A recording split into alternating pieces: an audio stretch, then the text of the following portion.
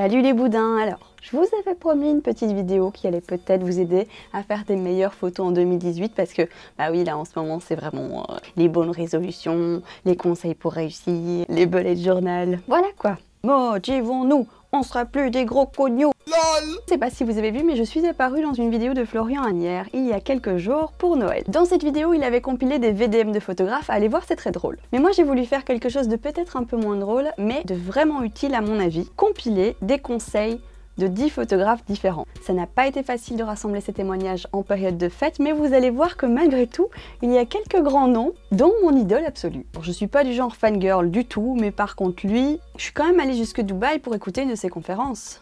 Ah, on va dire que je suis cohérente. J'arrête de blablater, je vous laisse donc avec ces 10 conseils tirés de l'expérience de 10 photographes différents, et à mon avis, ça devrait vous plaire.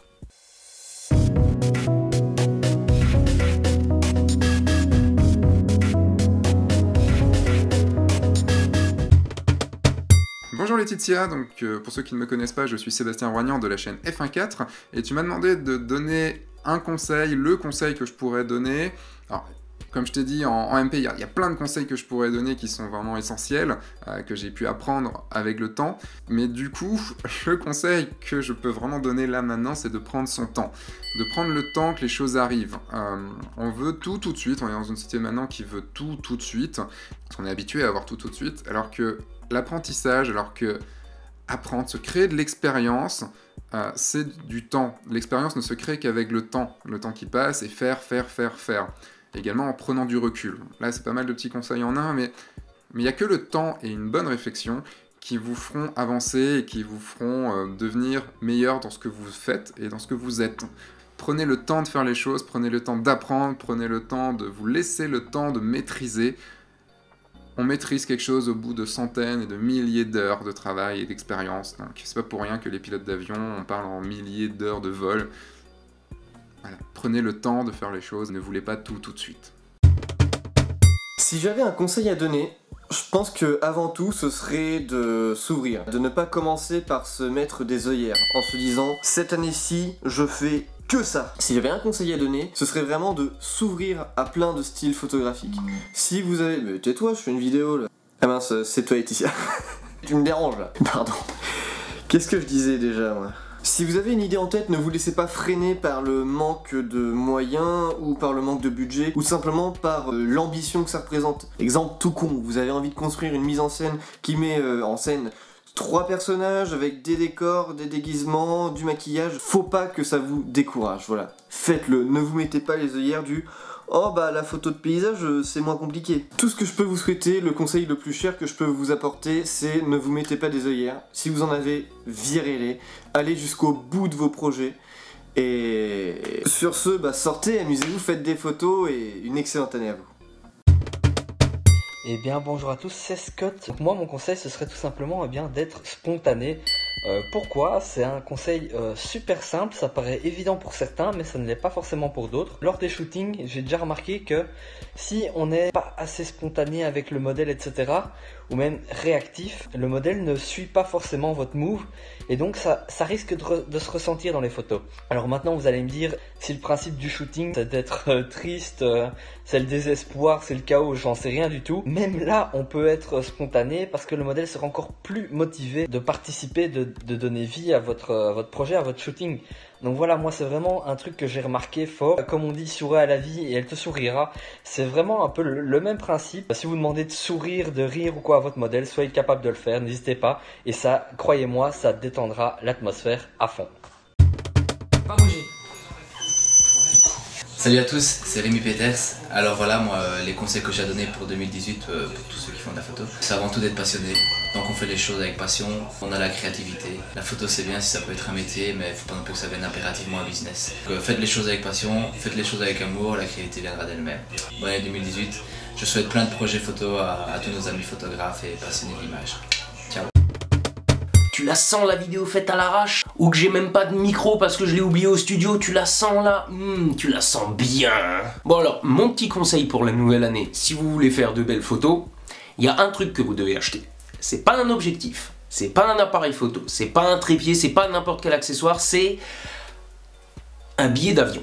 Si vous allez dans une expo photo pour vous extasier devant de magnifiques photos humanistes ou de magnifiques photos de paysages ou animalières ou quoi, en général elles ont une chose en commun, c'est qu'elles n'ont pas été faites à côté de chez vous. Et en fait, si vous voulez vous stimuler artistiquement, un bon moyen, c'est s'exposer à l'exotisme. L'exotisme, ça veut dire les choses dont vous n'avez pas l'habitude. Des paysages que vous connaissez pas, des gens que vous connaissez pas, des cultures que vous connaissez pas, une météo que vous connaissez pas, j'en sais rien. Mais des trucs qui se trouvent loin de chez vous. Donc mon conseil tient en ces quelques mots. Pour faire de belles photos en 2018, payez-vous quelques billets d'avion. Allez, bonne année à tous et à la revoyure. Alors moi, mon conseil photo pour 2018, c'est de revoir votre approche photographique. Pour cette nouvelle année, vous allez mettre de côté la retouche photo. Oubliez Photoshop. Réapprenez les bases de la photographie. Apprenez à utiliser toutes les options de votre appareil photo. Lorsque vous créez votre scène, faites attention à tous les détails. Éliminez les poubelles, les poteaux. Placez bien votre sujet par rapport à la lumière. Votre défi pour 2018, pas de retouche photo.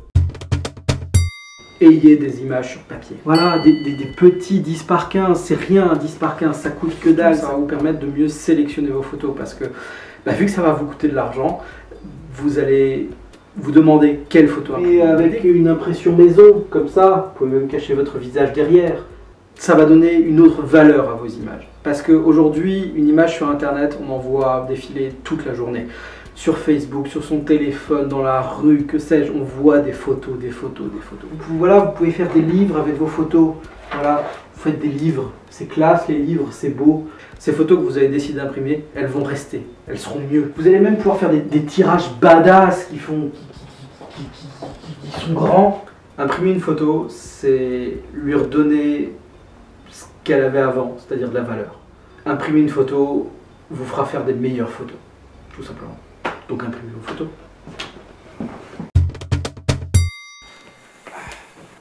Hello tout le monde, bonne année à tous. Conseil numéro 1, soignez le cadrage de vos photos. Le sujet, c'est pas vraiment vous qui le choisissez en général, à partir du moment où vous êtes en reportage, etc. Votre apport principal, ce sera dans le cadrage, dans la composition de vos photos, ce qui vous démarquera un petit peu du reste. Conseil numéro 2, faites-vous une culture photo. Alors on a regardé sur internet les photographes qui marchent en ce moment, pourquoi pas, et aussi un peu les vieux maîtres de la photo, que ce soit la mode, le portrait, le paysage, le reportage. Alors moi j'ai des petits conseils du coup. Vous avez Julien Coquentin, celui qui a fait Tout un dimanche matin, donc c'est sur des photographies de Montréal. Alex Webb, donc pour moi c'est un peu un maître de la street photo. Voilà quand même une petite tuerie niveau couleur, compo, cadrage, tout ça. Vous avez Harry Gruyère, deux petits bouquins assez jolis et avec des photos qui sont aussi des tueries. vous avez Trend Park. Alors là, il y a pas mal de noir et blanc si je me souviens bien. Et c'est des photos assez intenses. Faites-vous une bonne culture photo, de toute façon ça peut que vous inspirer. Dernier petit conseil, moi j'ai fait ça et j'ai trouvé ça très formateur. Faites un 365. En gros, vous allez faire des photos tous les jours et tous les jours vous postez au moins une de vos photos de la journée. Alors pas trop le droit de tricher et de faire 20 bonnes photos une journée et de les étaler sur 20 jours ensuite dans les posts. Ça vous pousse à trouver de l'inspiration, à pratiquer. Il y a un peu rien de mieux quoi. One piece of advice for the coming new year is to do the work that you want to get paid to do. If you want to get paid to save the world, take photos that are about saving the world. If you want to get paid to shoot celebrities, well, start shooting celebrities. You can't expect people to hire you to do something that you've never done before. Do what you love, do the best that you can with what you have available, and just let things grow from there. All right, that's it. See you guys later.